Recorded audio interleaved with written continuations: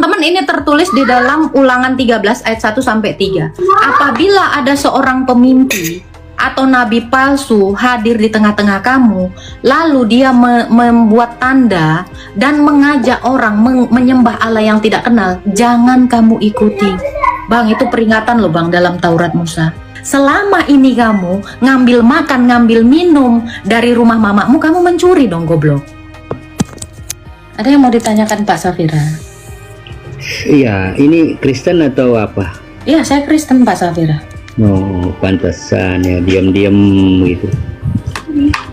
Ada yang mau ditanyakan Pak Safira tentang iman Kristen? Iya. Kalau puasa itu berapa hari kalau Kristen itu? Menjelang Paskah 40 hari 40 malam, menjelang Natal 30 hari 30 malam. Setiap hari Minggu sebelum Ekaristi kami berpuasa. Puasa wajib harian Rabu dan Jumat. Puasa para rasul selama 2 minggu. Jadi total itu 6 bulan dalam 1 tahun puasanya orang Kristen. Berarti puasa full itu atau? Iya, puasa dari petang ke petang. Jadi dimulai dari sore sampai pagi ke sore lagi kayak gitu. 24 jam.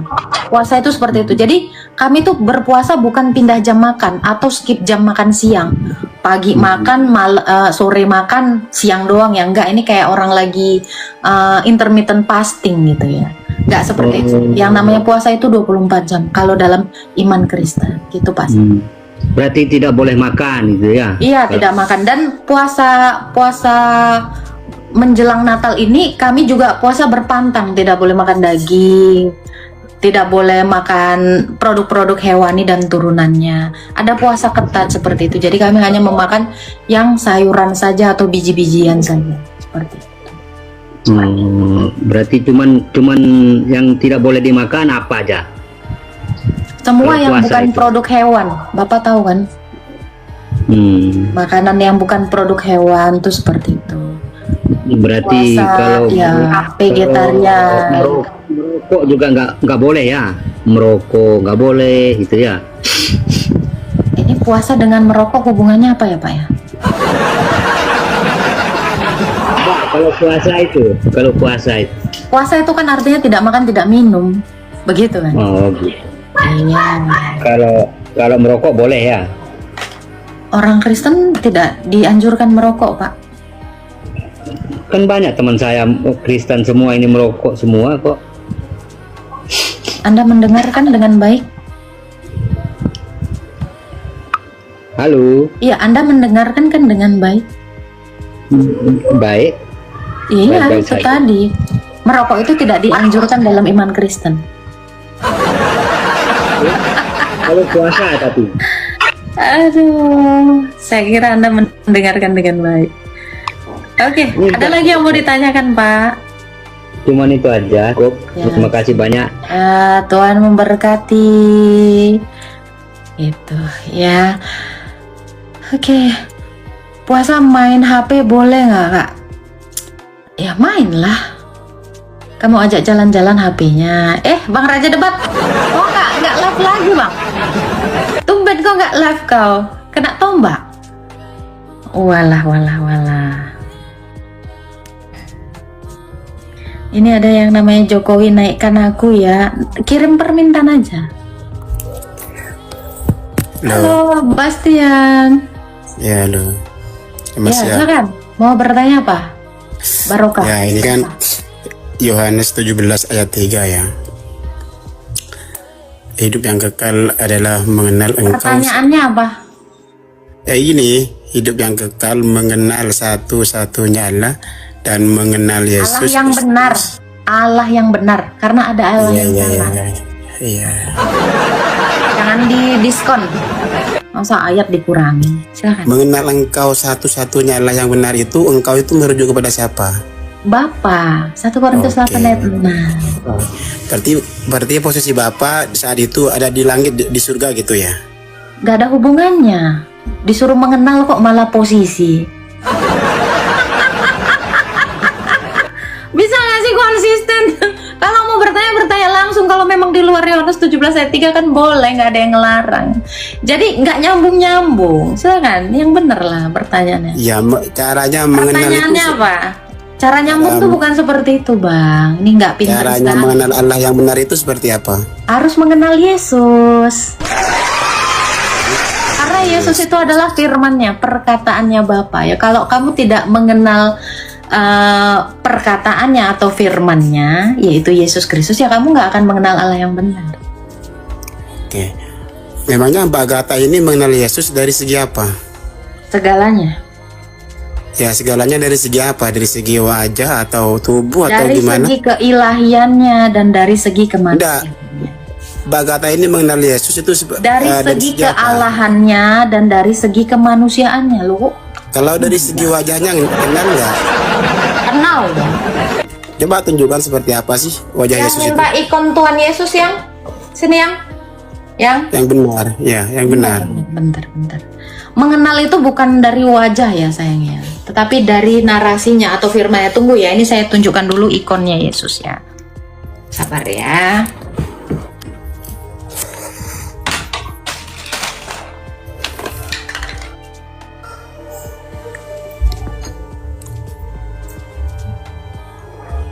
Enggak, udah aku ambil sendiri aja kan.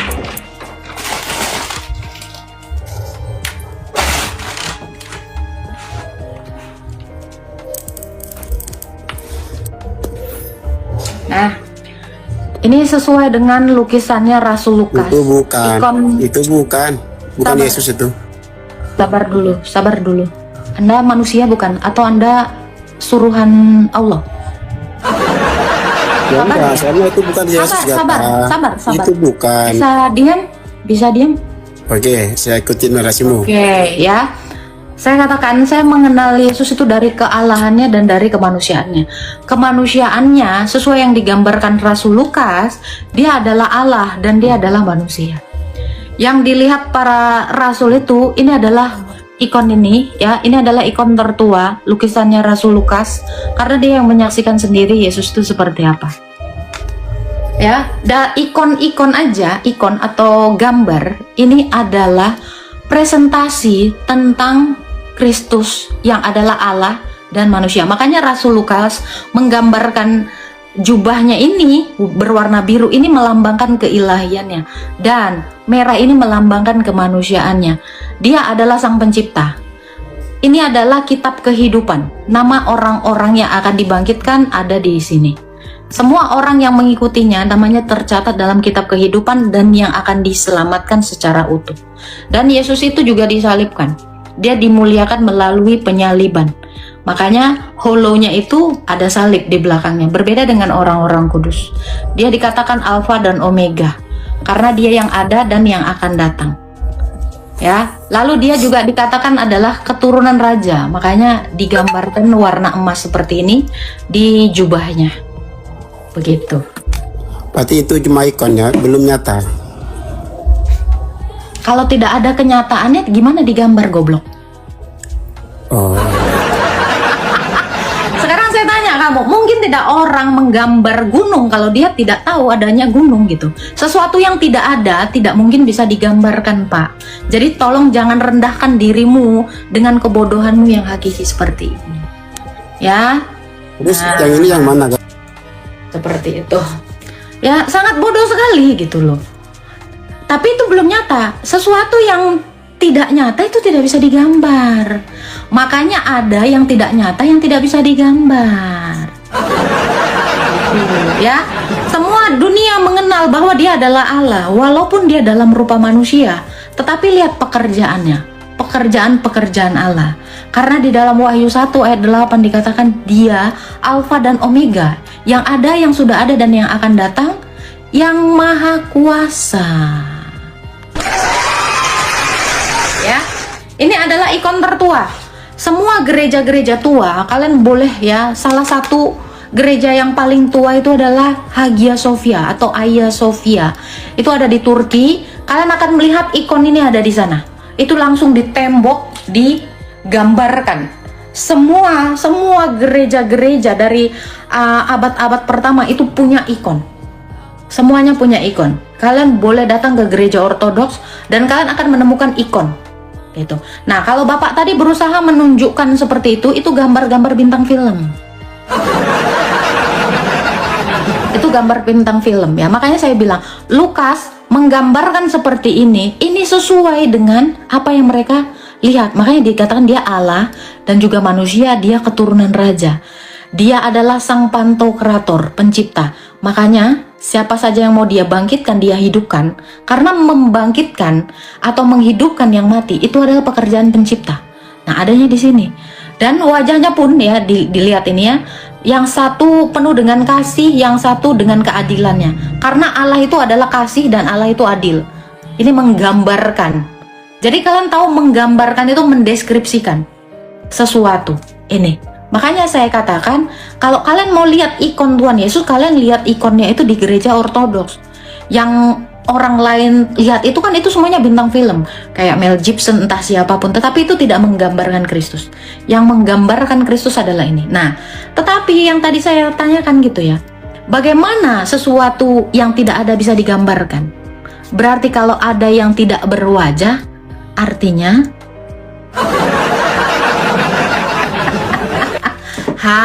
halu. Seperti itu. Tidak mungkin bisa digambarkan gunung kalau tidak ada yang melihat gunung, kalau gunungnya tidak ada. Sesuatu yang tidak ada itu nggak bisa digambarkan. Makanya dikatakan ya, firman Allah itu adalah gambar dari wujud Allah yang tidak kelihatan. Kamu bisa baca di Ibrani 1 ayat 3. Gitu ya, kamu baca ya. Dialah gambar Allah yang tidak kelihatan. Jadi gambaran Yesus itu menggambarkan Allah.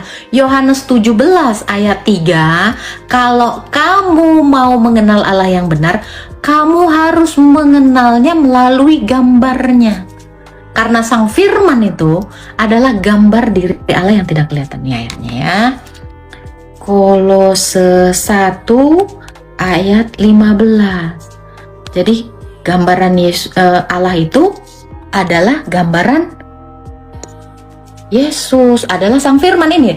Ia adalah gambar Allah yang tidak kelihatan, yang sulung lebih utama dari segala yang diciptakan. Jadi Yesus itu adalah gambaran Allah. Nah, kalian tuh harus mengenal Allah yang benar melalui gambarnya. Siapa gambarnya? Sang firman. Seperti itu. Oke, kita naikkan lagi. Mungkin ada yang mau bertanya. Selamat siang Kak Agatha. Selamat siang Bang Frankie. Silakan mau bertanya apa Bang Frankie? Kak Agatha, bagaimana menurut Kak Agatha orang yang membaca Alkitab menjalankan menjalankan ajaran Kristus tapi tidak meyakini Kristus sebagai Tritunggal? Mana ada orang yang bisa menjalankan ajaran Kristus kalau dia tidak meyakini Tritunggal? Itu membohongi diri sendiri tuh Bang. Maksudnya kan ajaran Kristus itu kan cinta kasih, mengasihi. Jadi dia Ajaran cuma Kristus tuh banyak. Iya kan? Kasih itu adalah sifat alami manusia Bang. Karena manusia itu diciptakan melalui gambar Yesus Kristus. Bukan itu. Nah, jadi kalau orang tidak mengenal Sang Tritunggal Maha Kudus, ya dia tidak akan bisa menjalankan apa yang diperintahkan Yesus. Gitu. Jadi kalau ada orang yang baik, orang mengasihi, itu memang kodrat manusia. Karena manusia itu diciptakan itu baik. Tidak mencuri itu kodrat dasar. Ya, tidak membenci itu kodrat dasar manusia. Kalau dia jadi benci itu jadi berdosa namanya. Jadi kita ini semuanya menggambarkan Allah. Manusia itu menggambarkan Allah. Pada dasarnya, ketika berbuat dosa, dia melenceng dari gambarannya, dari kodratnya. Jadi mustahil orang yang mengenal Sang Tritunggal Maha Kudus itu mengenal ajaran Yesus Kristus. Mustahil. Iya. Oke, cuma itu Kak yang saya pengen tanyakan. Makasih banyak Kak. Ya, Tuhan memberkati. Sehat selalu. Ya, sehat selalu Bang. Jadi Iblis pun tahu bahwa manusia itu adalah gambaran dari Allah. Makanya dia berusaha merusak gambaran Allah itu. Seseorang kalau tidak mengenal Tritunggal, dia mustahil mengasihi Allah. Karena dalam ketritunggalan itu, kasih itu dinyatakan, Bapa mengasihi anak dipancarkan oleh Roh Kudus, dialiri cinta kasih oleh Roh Kudus. Jadi kalau seseorang tidak mengenal Sang Tritunggal, mereka tidak akan mungkin menerima ajaran Yesus, ya. Itu hanya apa? Hanya ikut-ikutan saja, baca-baca firman aja. Tetapi pada kenyataannya dia tidak demikian. Seperti itu. Yang bilang rumit-rumit, kalau nggak mau rumit boleh jadi babi, sayang. Karena setiap orang hidup, kenapa dikasih akal? Setiap yang berakal itu pasti akan berpikir dan akan pusing. Kamu coba tanya sama babi, kamu pernah pusing nggak? Nggak pernah pusing ya? Kalau kamu nggak mau pusing, jadilah babi. Ya kan, Bang Magin, Pak Toyo, Kak Toko, iyalah. Namanya manusia itu dikasih akal loh. Kamu aja begitu 7 tahun disuruh sekolah, kok tiba-tiba kamu menolak ajaran Yesus. Gitu. Oke, ini kita naikkan lagi ya. Jangan lupa tap-tap ya. Thank you Pak Toyo. Halo, Mas Nang. Halo, selamat siang. Selamat siang Mas Nang. Silakan mau bertanya. Iya. Mbak mau tanya nih, kalau Yesus punya Tuhan enggak ya, Mbak? Yesus itu Tuhan. Oh, soalnya saya nonton di Edis TV, katanya Yesus punya Tuhan. Saya juga nonton di Juma, katanya Muhammad Tuhan, kata Juma. Bapak pernah nonton nggak? Dia waktu live dia mengatakan ya, Allah itu adalah Muhammad. Ada ini videonya. Nah, tapi banyak orang yang menolak. Oh, itu bukan ajaran Islam itu, kata mereka begitu ya. Terserah sih. Yang bisa saya jawab adalah Yesus adalah Tuhan. Kenapa Yesus disebut Tuhan? Karena dia firman-Nya Tuhan. Firman Tuhan itu pasti Tuhan. Gitu. Oh iya. Berarti kalau sebelum ada Yesus, Tuhannya siapa, Mbak ya? Tidak mungkin Yesus itu belum ada, karena dia sudah ada dalam kekekalan. Wahyu 1 ayat 8. Dia sudah bersama-sama dengan Sang Bapa. Firman Bapa itu bersama-sama dengan Sang Bapa dalam kekekalan. Yesus itu kekal. Jadi nggak bisa dibilang sebelum ada, karena dia sudah ada. Yang ada dan yang akan datang. Gitu. Oh iya. Berarti Bunda Maria itu Bunda Tuhan Maria juga itu ya? hambanya Tuhan Yesus, hamba Allah. Makanya Bunda Maria mengaku di Lukas 1 ayat 38, sesungguhnya aku adalah hamba Allah, jadilah pada aku sesuai dengan perkataan. Gitu. Oh iya ya, kok beda-beda ya Edis? Nggak beda, ini sesuai dalil. Berarti nggak Ada lagi yang mau sama-sama ditanyakan, Edis ya, Bang? Mbak ya? Ada lagi yang mau ditanya? Cuma itu aja, nggak sama-sama Edis. Siap, Tuhan memberkati. Aku juga bingung itu waktu Juma. Allah yang perkasa itu bukan Yesus, tetapi ngeri memang. Aku pun nggak tahu dia disuruh syahadat berapa kali dia tuh. Kalian tahu Juma kan? Aku pernah nonton live-nya, dia bilang kayak gitu. Serius, kalian cari aja di TikTok ini, cari aja kata kunci seperti itu. Pak Toyo pernah denger kan? Tobat Mbak, udah. Puji Tuhan, saya udah tobat Mas David, saya sudah percaya dengan Tuhan Yesus. Belasan tahun saya nyembah yang gak jelas. Sekarang saya sudah jelas, sudah terang menyembah Tuhan Yesus. Thank you Mas David atas perhatiannya, saya udah tobat. Mantap ya. Nah kalian juga boleh bertobat. Percaya Tuhan Yesus. Oke, halo Rulah. Halo Mbak, Ya, silakan Rulah. boleh bertanya Pak? Boleh. Kenapa Yesus disalib Bang? Kenapa? Kenapa Yesus disalib? Iya, dia mau menunjukkan dia bisa bangkit. Karena nggak ada satu manusia pun yang bisa bangkit sendiri seperti Yesus. Jadi kenapa dia disalib? Dia mau menunjukkan kekuatannya, bahwa dia bangkit dari antara orang mati. Berarti mau unjuk Iya pamer dong, unjuk kekuatan Pada pamer. dong. Tuhan itu harus menunjukkan kekuatannya. Kalau ada Tuhan tidak pernah menunjukkan kekuatannya, berarti itu bohong. Berarti pamer Bel, Kak. Iya dong, Tuhan harus pamer. Oh, pamer. Iya, kalau dia tidak pamer nggak ada orang yang percaya. Iya, pamer kekuatan itu penting. Kenapa? Karena satu manusia pun nggak ada yang bisa pamer seperti dia. Apalagi Begini, Tuhan-Tuhan di dunia ini nggak ada yang bisa pamer kayak dia. Kenapa? Oke, Kak. Ya mukanya aja nggak ada, wujudnya aja nggak ada. Gimana mau pamer? Oke, Pak. Oke. Ada lagi Bukan mau ditanya begini. Bang Rula? Kalau mau pamer banyak di tempat lain begitu, tidak usah Nggak disalib. ada. begitu. Coba Tuhan kamu pernah pamer nggak? Hah? Tuhan kamu Ngapain? pernah ada nggak pamer mukanya Ngapain ada nggak? sombong? Ngapain sombong? Ngapain sombong? Kan pamer Menunjukkan kan? ada, menunjukkan Kan ada. sombong. Gini Bang, membuktikan itu bukan artinya sombong Bang. Sombong itu kalau ditanya dia nggak ngejawab itu sombong. Apakah disalib itu?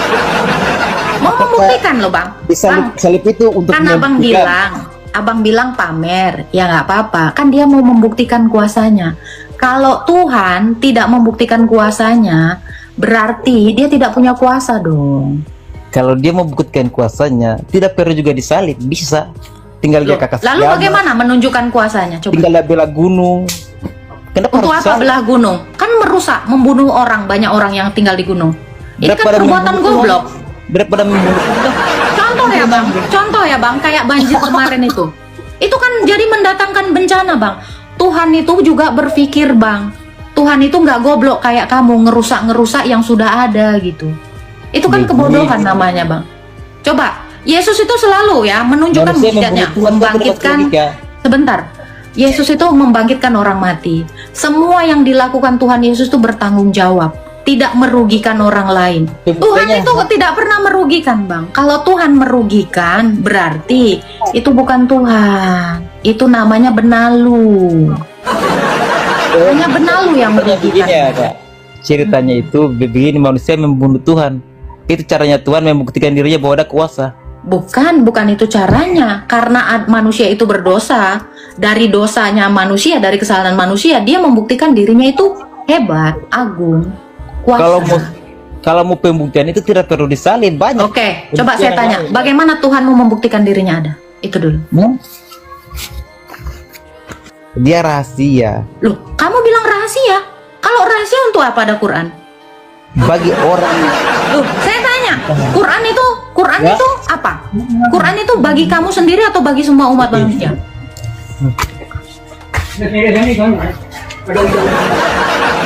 Kalau dia rahasia, dia tidak mungkin mengutus nabi untuk memberitakan dirinya. Berarti dia sudah tidak rahasia lagi. Iya, Rahasia bagi itu orang kan yang bikin mengenali sendiri, dirinya. nggak ada yang tahu. Berarti Tuhanmu tidak ada yang tahu. Berarti kamu tidak mengenal Tuhanmu dong. Tuhan yang keluar dari mulut kan tidak nyambung. Kalau kamu bilang Tuhanmu Tuhan yang rahasia, baik. berarti tidak ada yang tahu, Tuhan tidak ada kakak yang keluar kenal. dari mana, loh? Ya Tuhan kan? kakak itu keluar dari mana? Tuhan kakak.